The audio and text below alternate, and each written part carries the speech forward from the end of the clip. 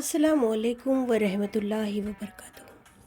اب بڑھتے ہیں اس سلسلے کے آخری حصے کی اور زمین پر واپسی۔ اللہ تعالیٰ کی تمام نعمتوں اور مشاہدات کے بعد حضور صلی اللہ علیہ وسلم کو واپس مکہ پہنچایا گیا۔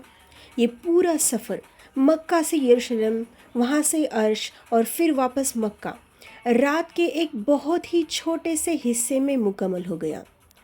روایت میں آتا ہے کہ جب آپ صلی اللہ علیہ وسلم واپس آئے تو آپ کے وضو کا پانی ابھی بہہ رہا تھا اور آپ کے بستر کی گرمی ابھی باقی تھی۔ صبح ہوئی تو حضور صلی اللہ علیہ وسلم مسجد حرام یعنی کعبہ میں اداس اور فکر مند بیٹھے تھے۔ آپ سوچ رہے تھے کہ جب میں یہ بات قریش کو بتاؤں گا تو وہ میرا مذاق اڑائیں گے۔ اتنے میں وہاں سے ابو جہل گزرا۔ اس نے مذاق میں پوچھا، کہو کوئی نئی خبر ہے؟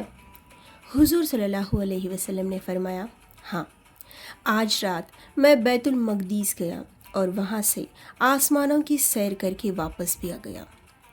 ابو جہل یہ سن کر زور سے ہنسا اور لوگوں کو اکٹھا کر لیا۔ اس نے کہا، سنو، یہ محمد صلی اللہ علیہ وسلم کہہ رہے ہیں کہ ایک رات میں اتنا لمبا سفر طے کر لیا جسے پورا کرنے میں ہمیں مہینوں لگتے ہیں۔ مشرکوں نے شور مچانا شروع کر دیا اور آپ صلی اللہ علیہ وسلم کو جھٹلانے لگے۔ کچھ لوگ دوڑتے ہوئے حضرت ابو بکر رضی اللہ عنہ کے پاس گئے اور کہا، ابو بکر، کیا تم نے سنا؟ تمہارے ساتھی کہہ رہے ہیں کہ وہ ایک رات میں بیت المقدس ہو آئے۔ حضرت ابو بکر نے بنا ایک پل کی دیری کیے پوچھا، کیا یہ بات محمد صلی اللہ علیہ وسلم نے خود کہی ہے؟ لوگوں نے کہا، ہاں۔ حضرت ابو بکر نے فرمایا، اگر انہوں نے یہ بات کہی ہے تو پھر وہ سچ ہی کہہ رہے ہیں۔ میں تو اس سے بھی بڑی بات یعنی آسمان سے وحی کے آنے پر ان پر یقین رکھتا ہوں۔ یہ سن کر مشرک حیران رہ گئے۔ اسی وجہ سے آپ صلی اللہ علیہ وسلم نے حضرت ابو بکر کو صدیق یعنی سچائی کی گواہی دینے والا کا لقب دیا۔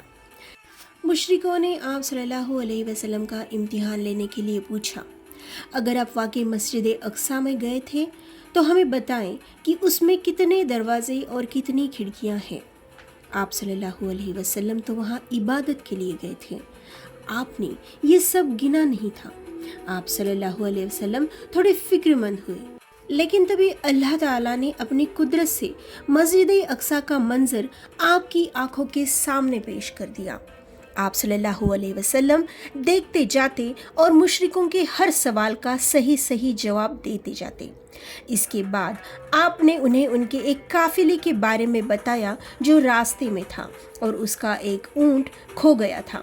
جب کچھ بھی دنوں بعد وہ قافلہ مکہ پہنچا تو ساری باتیں ویسی ہی نکلی جیسی حضور صلی اللہ علیہ وسلم نے بتائی تھی۔